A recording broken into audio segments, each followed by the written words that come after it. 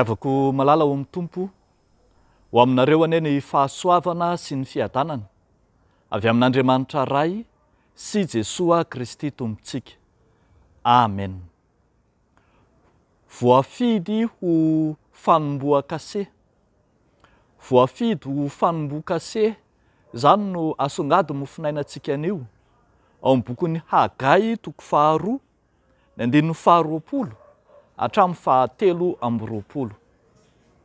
Andeha ary vakitsika izany tenin'Andriamanitra izany amin'ny anaran'ny Tompo manao hoe: ary tonga fanondroany tamin'ny Hagai ny tenin'i Jehova tamin'ny andro 420 nanao hoe: lazao amin'ny Zerobabela, gouvernoura any Joda hoe: ampiroroko ny lanitra sy ny tany, dia ahoko ny seza fiandrianan'ny fanjakana, ary hofoanako ny herin'ny fanjakan'ny firenena, ary ahoko ny kalesiny sy ny mitaingina eo aminy, ary samy ho lavon'ny sabatry ny namany avy, ny soavaly sy ny mpitaingina azy.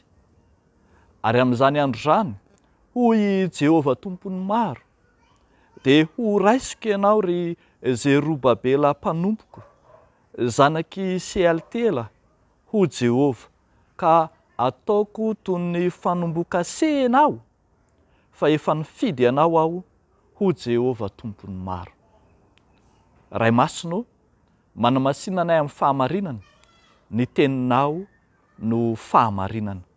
Amen. Voafidy ho fanombohan-kase.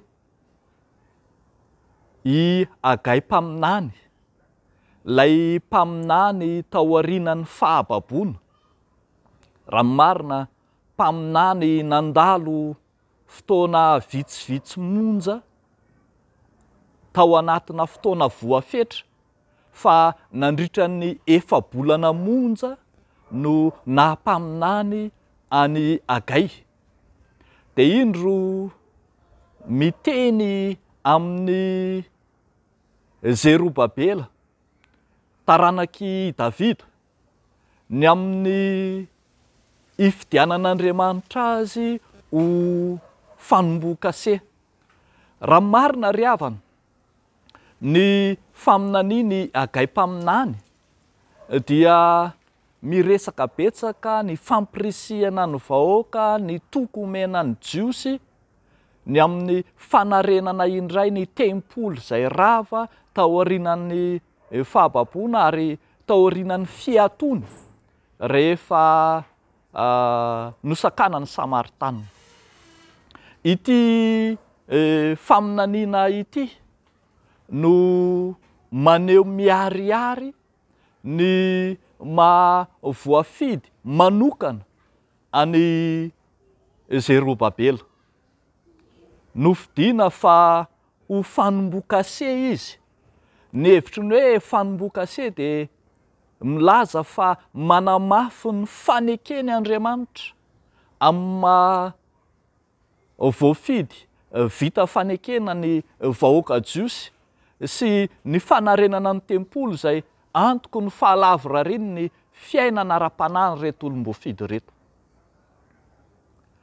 Tena nandrandray ny maro mihitsy fa ity Zerobabela ity, izay sady efa nitondra ny ampahany tamin'ny vahoaka jiosy nivoaka avy tany Babilôna, no nanentana ny amin'ny fanarenana ny tempoly, no nandrandray ny maro fa io lay Mesi hita maso, io lay taranaka na solofo ny sidimbiny Davida, io lay Mesi izay ampitsahatra ny fanaintainana rehetra ary amelona indray ny fanantenany vahoaka jiosy manontolo. Zany hoe zany, ity Mesi ity izay nandrandraina no anamafy ny faneken'Andriamanitra tamin'ny nifidianany azy ho vahoaka voafidy. endrika hita maso fotsiny ihany zay robabela, fa i Jesosy Kristy no tena fanombokase. I Jesosy Kristy no tena manamafy ny famonjen'Andriamanitra ny olona, ka miseho miariary ao am' Jesosy ny famonjena tena izy. Izy no efa nanombo tamin'ny tenany teo amin'ny hazo fijaliana.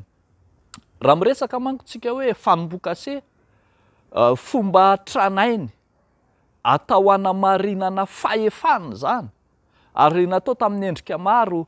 Hatramin'izao mbola mampiasa tsika ny fanombokase atao amin'ny taratasy, fa tamin'izany azo natao tamina vato, na tamina tanimanga, na tamin'ny hazo, mba hanamafy ny fahefana anankiray, hanamafy ny fanekena iray. Fa iarahantsika malala kosa fa Jesosy Kristy dia nanatanteraka fanombokase tsy azo fafana teo amin'ny hazo fijaliana no nanatanterahany azy. Fanombokase miavaka indrindra izay manamafy sy manamarina ny famonjena nataon'Andriamanitra. Tsy azo nizaniza fafana zany, tsy azo sandohana, tsy azo kosehana, fa vita sokotra ao am-pon'ny mino rehetra. Zava-dehibe araka izany ny io famonjena nataon'i Kristy, lay voafidy, lay tena izy hitondra fanafana ho an'izao tontolo izao. Noporofona, no amarinina tao am' Jesosy ny famonjena efa vitan'Andriamanitra. Isika mpanompon'Andriamanitra rehetra, ny mino rehetra ankehitriny koa ry havana, dia afaka maneho ny mahafanombokase azy, ka manamafy ny fifidianan'Andriamanitra, manamafy ny faneken'Andriamanitra, sy izay efa nifidianan'ny Tompo ny tsiraray avy tamin'ny sehatra rehetra, tamin'ny fotoana rehetra, ary ho an'ny isan'ambaratonga ny tsiraray. Izao sy anao anamafy fa voafidin'Andriamanitra marina, ka afaka itenenana ny anaran'Andriamanitra, afaka mitondra ny anaran'Andriamanitra, mpanompo voafidin'Andriamanitra, tsy misandoka ny amin'ny anaran'Andriamanitra zay efa nifidy antsika. Be dehibe ankehitriny no milaza anohano foana, milaza abobo ny amin'ny anaran'Andriamanitra sy ny fifidianan'Andriamanitra, ka mitondra ny anarana zany any amin'ny tsy izy aza. Fa ianao kosa aoka ho fanombokase vita sokotra, ka azon'Andriamanitra ianteherana amin'izay fomba nifidianany ianao. Ho an'Andriamanitra irery ihany ny voninahitra. Amen. Hivavaka isika. Raha io faly misaotra anao zahay noho ny fitiavanao, ny famondram-ponao, lay dingana lehibe izay nataonao Andriamanitra tao amin'i Jesosy, izay manamarina aminay ny famonjena nataonao. Ary mahatsapa izahay fa tsy misy mahasolo izany, fa tena Andriamanitra ianao.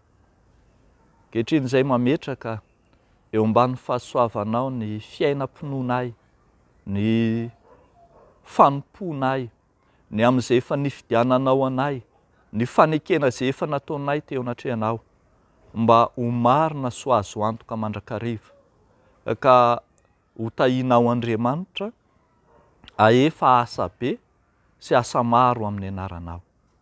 Dia amin'ny anaran'i Jesosy Kristy Tomponay, anaovanay sy angatahanay izany vavaka izany misaotra Tompo. Amen.